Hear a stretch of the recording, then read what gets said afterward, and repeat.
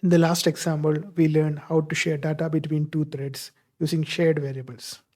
Now, in that case, two threads were accessing the shared variables. Now, we need to make sure that the shared variables are only accessed by a single thread at a single time. If two threads try to access the same shared variable, it will result in race conditions, which will result in corruption of data or hanging of the program. So, for that purpose, we should have some synchronization mechanisms which can be used to stop two threads from accessing the same variable. One such synchronization method is called as the lock. Now, the lock is present inside the threading.lock class, and we have to create this particular threading.lock class in our program. Now, the section of the code that contains the shared resources that is being assessed by the two threads is called as the critical section. Now, threading.lock protects these critical sections so that only one thread can access the code segment at one time. Lock can be in two states. One is called as locked or unlocked. So first the thread will acquire the lock using the method acquire, and then it will do the thing it has to do. For example, incrementing a variable or sharing some data. After that particular thing is done, it will release the lock. Before using the lock, you have to create a lock object using lock equal to threading.lock. So then only you can call the acquire and release functions. And we are explicitly acquiring and releasing it. So you can also do it using context manager. So here, instead of doing that, you can just use with my lock before the critical section. So here we do not have to explicitly acquire and lock it.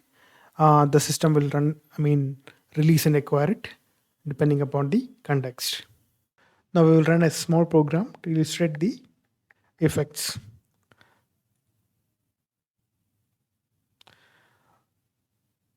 Now this is the code we are going to run. It has a global variable called shared list, and this will be modified by two threads T1 and T2. Now we will append the characters A and B to the list one after the other. So the output would look something like this: AA and then BB like that. So if I run this program, it will work perfectly. So it will show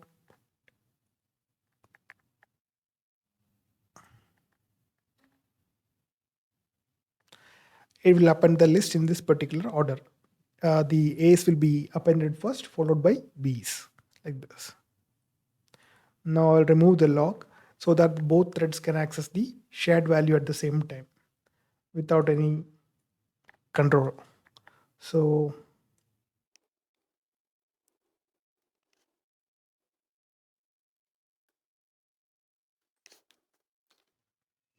I'll tell you how the function works also. The name of the function is def update list A, which will update, write A to the list. And for that, it is using a for in range loop, and it will use the normal append A.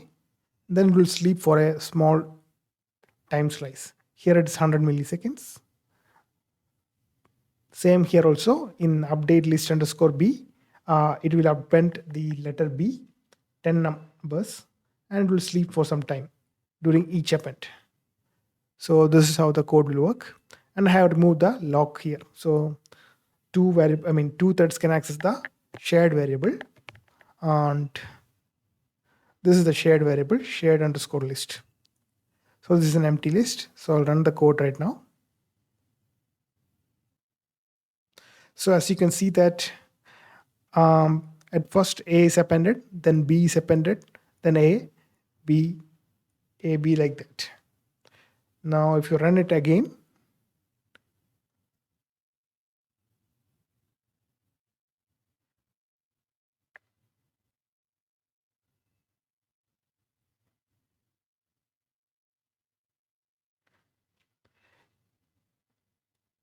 here we have the A, B, A, B, then we have an extra B here, and then A, B, A, B, B, A, B, B, like that. So every time when you run this thing, the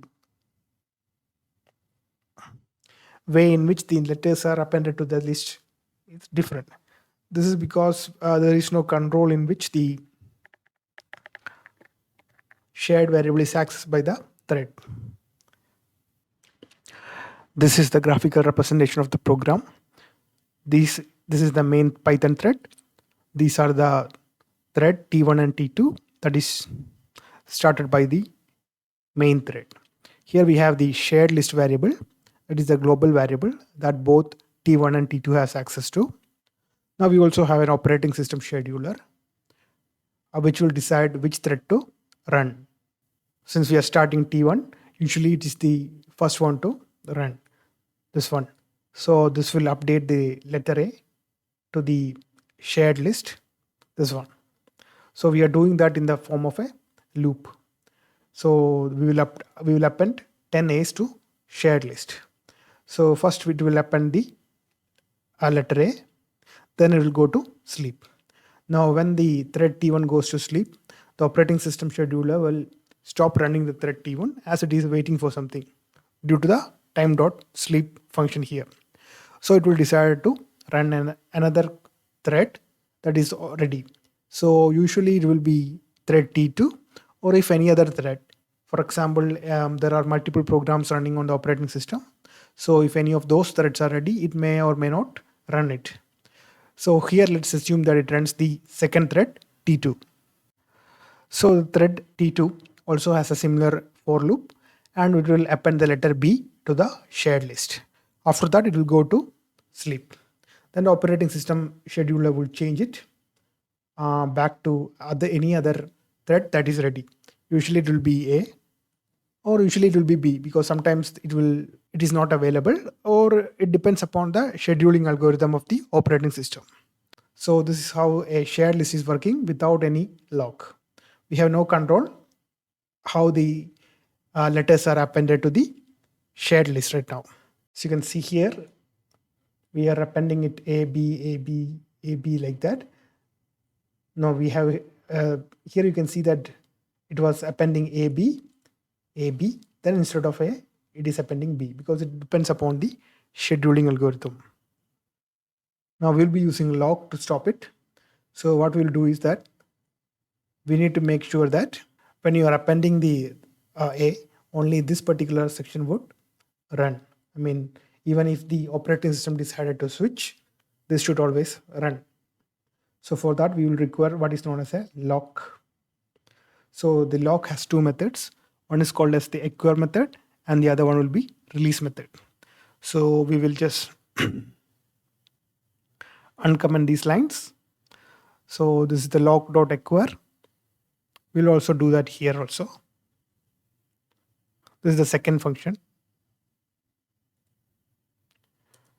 Now we have allowed lock to work. Now what happens is that the code will come here and it will acquire a lock. After that, no other thread will be allowed to access the this particular section. Always this will run first. So it will append the letter A, then it will go to sleep. Now since this is under lock, and if the operating system decided to switch and decided to run the other one, this one, they will not be allowed to access the shared variable, because we are holding the lock. We have not released it. So I will show you the graphical representation. So this is the same thing. Now we are using the lock. So let's assume that the shared list is locked by thread T1.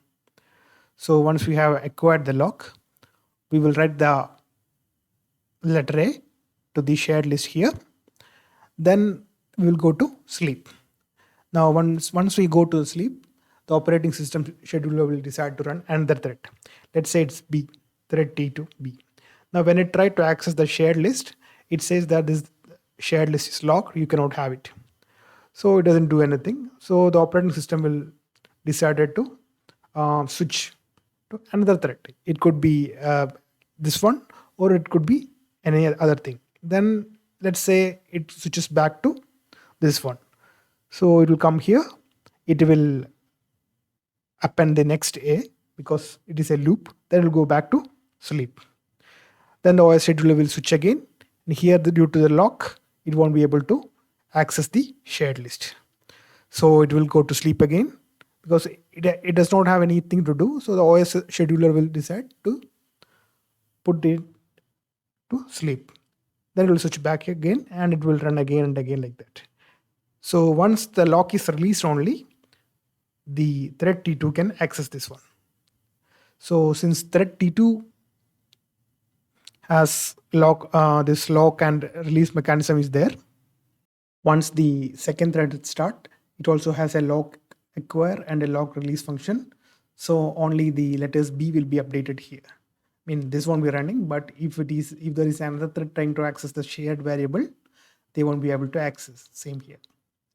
So this is how a lock works. This is our website. You can find all sort of embedded system tutorial and products from our website. We manufacture things like USB to serial converter, USB data acquisition systems, and isolated USB serial, things like this one. So if you are interested, you can check out our store and you can buy these things and help us to support us. So we also have online tutorial, for example, TTK Bootstrap, this one. So you can check that one if you want to.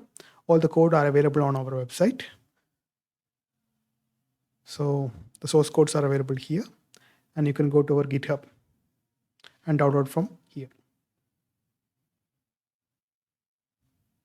So do check out our website and do check out our online store if you're interested in learning about embedded systems.